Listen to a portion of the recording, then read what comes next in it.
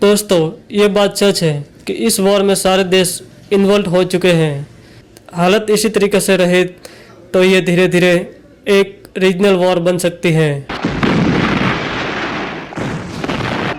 Middle east में। क्या third world war में बदलेगी इजराइल व ईरान की जंग? यह सब थर्ड वर्ल्ड वॉर में तब्दील हो सकता है। यह बहुत चिंताजनक संकेत है। ईरान दे चुका है खुली धमकी। इजराइल के रक्षा मंत्री योआव गैलेंट ईरान को साफ शब्दों में धमकी दी। गैलेंट ने कहा कि हमारा हमला घातक होगा, सटीक और सबसे खतरनाक। वे समझ नहीं पाएंगे कि क्या हुआ और कैसे हुआ। वे अंजाम भुगतने। ईरान भी इजराइल को गंभीर परिणामों की चेतावनी देने से पीछे नहीं हट रहा है। विशेषज्ञों का मानना है कि इस समय मिडिल ईस्ट में पहले से ही युद्ध में बने हैं।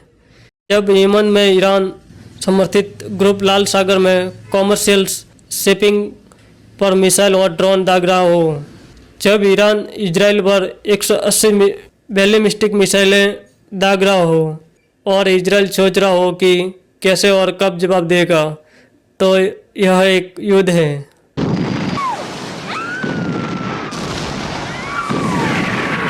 यह और भी बुरा हो सकता है। इसीलिए ईरान ने न केवल इजराइल को फिर से निशाना बनाने की धमकी दी है, बल्कि उसने खाड़ी के उन सभी देशों को भी धमकी दी है जो अमेरिकी सेना की मेजबानी करते हैं कि अगर वे जंग में हिस्सा लेते हैं और इजराइल के रिएक्शन के लिए वो अपने एयर स्पेस का इस्तेमाल करने की अनुमति देते हैं, तो वो भी ईरानी आक्रमण झेलेंगे। दूसरी ओर रूस और यूक्रेन में भी पहले ही संघर्ष जारी है। ईरान के सहयोगी रूस, उत्तर कोरिया और चीन भी हालिया घटनाक्रम पर नज़र रखे हुए हैं। वहीं यूक्रेन में भी संघर्ष है, जहां रूस के सामने लड़ते यूक्रेन को पश्चिमी समर्थन है। यह सब चीज तीसरे विश्व युद्ध की आकांक्षा को बढ़ाती है। विश्व युद्ध में दुनिया पहले ही उलझी है, बस इसका रूप अलग है। इसे हाइब्रिड वॉर कहते हैं, जो पर्दे के पीछे भी लड़ा जाता है।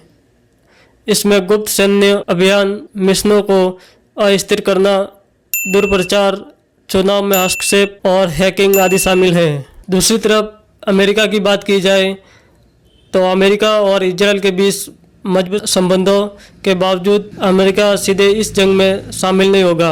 अमेरिका भी इस बात पर क्लियर है, पूर्ण युद्ध में नहीं उलझना चाहता। धुएं के गुब्बारे, टनों मलबा, छींके, तबाही, डर और अनिश्चितता गाजा का अधिकार हिस्सा अब समतल हो गया है। 40,000 से ज़्यादा लोगों की मौत हो चुकी है। अब ऐसी ही हालत साउथ लेबनान में होते जा रहे हैं। मिडिल ईस्ट जल रहा है। लेबनान इजरायली टैंक गरज रहे हैं। बेरूत में बम फट रहे हैं। हिजबुल्ला लगभग हर दिन अपने कमांडर खो रहा है। आम नागरिक लगभग हर मिनट बम शटलर की तलाश में भाग रहे हैं। वहीं हिजबुल्ला के हमलों के कारण 65,000 से ज़्यादा इजरायली नॉर्थ इजरायली से भाग गए हैं। ईरान ने इजराइल पर सीधा हमला किया था, जो पिछले दशकों में सबसे अलग था। इजराइल पर हालिया 1 अक्टूबर को हुए हमले के बारे में सोचना अहम है। इजराइल ने इजराइल में 180 मिसाइलें दागी थी। देश बहुत सारे लोगों को मारने और बहुत सारे बेबुनियादी ढांचे को नष्ट करने के इरादे के बिना ऐसा नहीं करता। वीडियो अच्छी लगी हो तो वीडियो को लाइक ज़रूर करें, और आप इसी तरह से इन्फॉर्मेशन वीडियो देखना चाहते हो तो हमारे चैनल को सब्सक्राइब जरूर करें।